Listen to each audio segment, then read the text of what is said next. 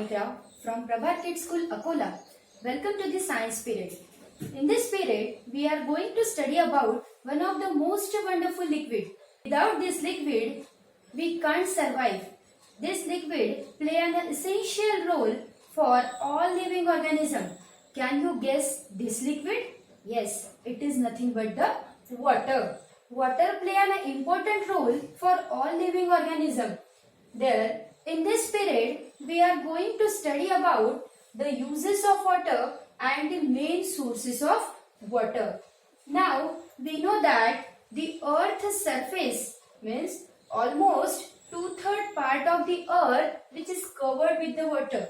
Student, look at this diagram. This bluish part, they denote the water which 2/3% covered by the water. But most of the percentage of water means 97% of water is found in seas and ocean. And this water we can't use because that contains a lot of amount of salt. Means main constituent of sea water is a salt that contains a 3.6% of salt. So because of lot of percent of salt, we can't use this water for drinking purpose and any other domestic purposes.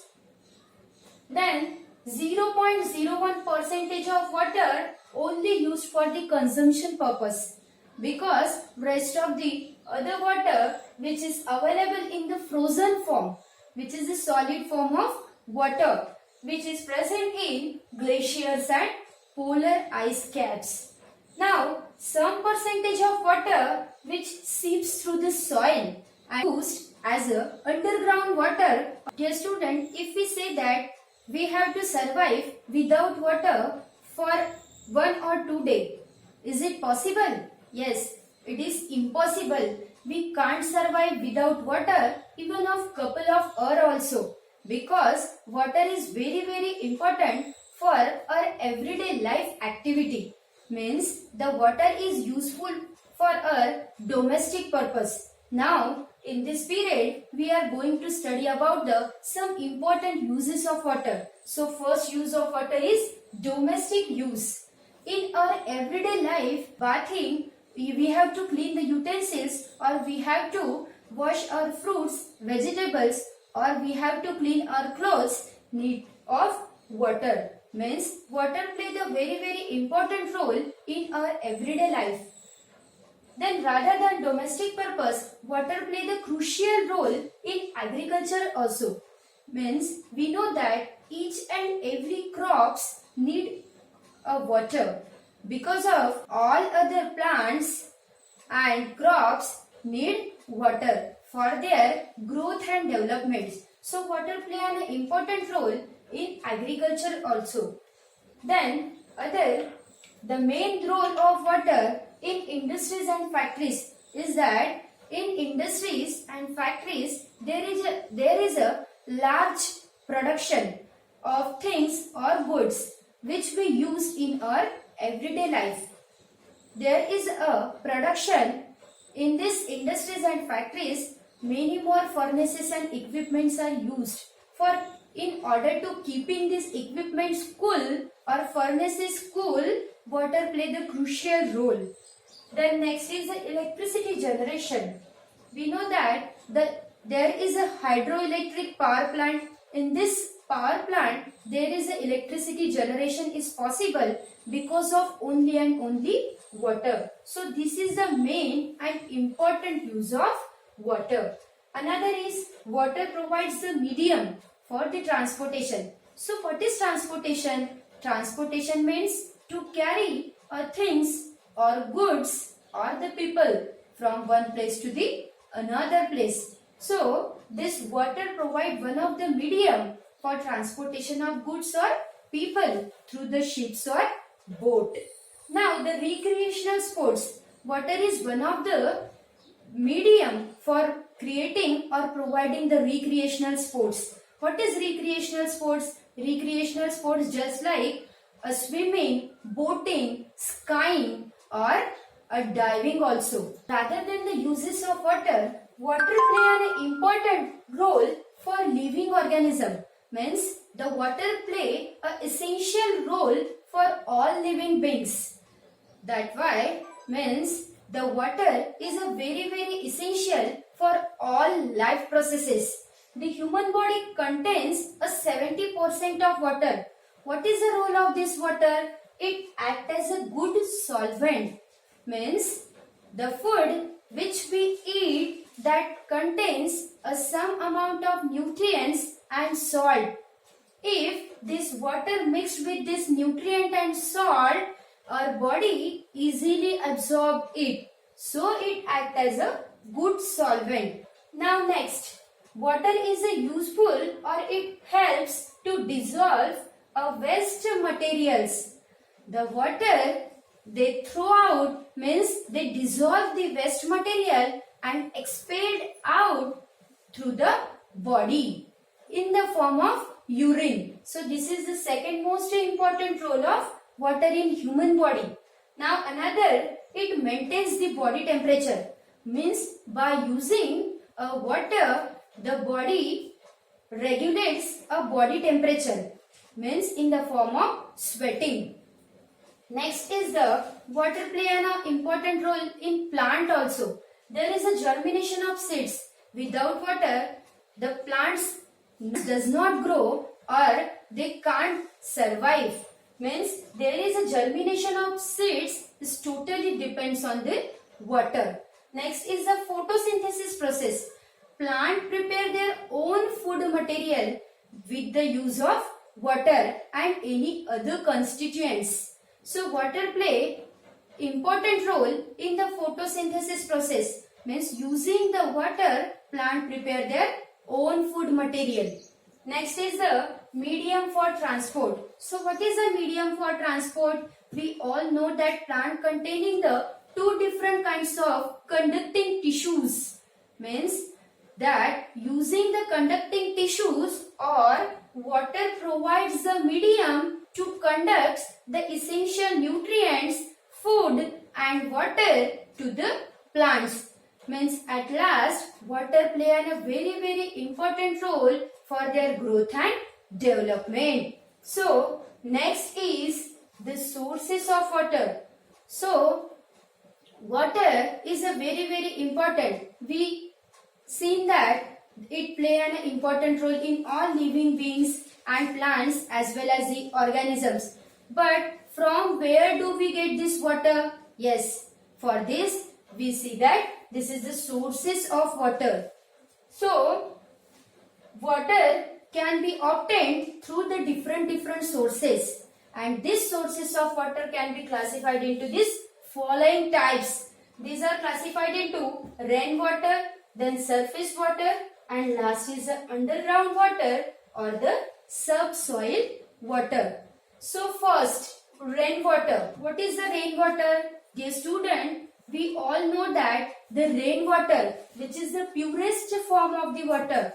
Why we say that rainwater is the purest form of the water? Look at this diagram. This is the natural form. This is the natural water. Means when this rainfall coming to the earth, means while the rainfall come to the earth, that does not contain the any impurity. But when the first rain shower is come to the earth, it collects dust, germs and bacteria from the atmosphere, and that's why that contains some amount of impurity. So we say that this is some type of impure water. So this is the rainwater. Now next is a surface water.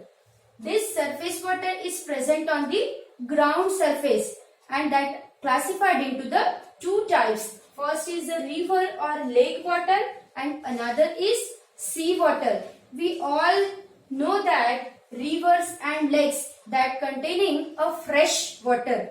So what is river water or lake water?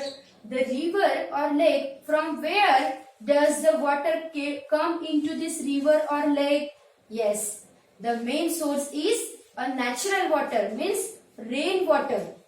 And another from the mountains, ice or snow melting from the mountains, and they comes from the mountain to the rivers or they flows into the rivers or lake that contains a lot of percentage of impurity because it carries some of the impurities or some of the polluted material from the factories or industry, and the sewage from the cities they mix with the water and they discharge as the source of water, so that contain a lot of amount of impurity.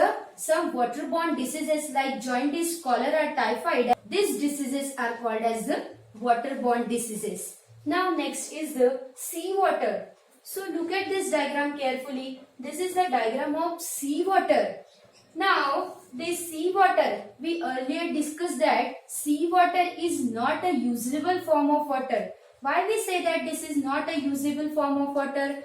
Because the earth surface which covered a 2/3 part of water, but almost part of water is covered in the seawater or ocean water that contain the 3.6% of salt, means the main constituent of seawater is salt. So that's why that contain a lot of percentage of salt, and because of this salt percentage we can't use this water, or this is the non-usable form of water. So that's why this water is called as a salty water or saline water. Then third source of water is underground or subsoil water. So what is the underground or subsoil water?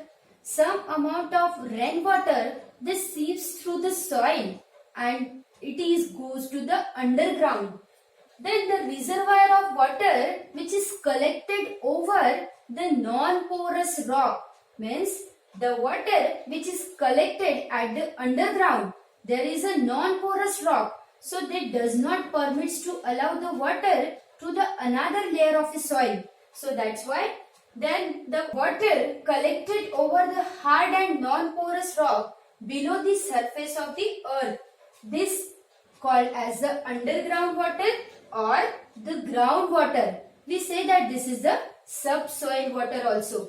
Now look at this diagram. This is the well. They extracted the underground water. Now this is a porous rock or soil not saturated with the groundwater. They only sieves the water and it permits the water to enter into the down layer of the soil. Now this water goes down to this porous rock that's saturated with the groundwater. This porous rock, they absorb the water and saturate it and make the some amount of water. Means we say that this is a reservoir, collection of water into the some porous rock. Then this porous rock also allows to enter this water into the another layer of soil, and this is the impermeable rock or non-porous rock, means the water does not enters into this non-porous rock because it does not containing any medium or any pores. So how this water is entering into the non-porous rock? So this non-porous rock collected the water at that same impermeable rock and they make their reservoir. This reservoir is called as the water table level. Then this water is extracted or pumped out through the hand pump, tube well or the well. We know that in our houses the water is extracted from the wells or hand pumps. This underground water is used for household, agricultural and industrial purposes also.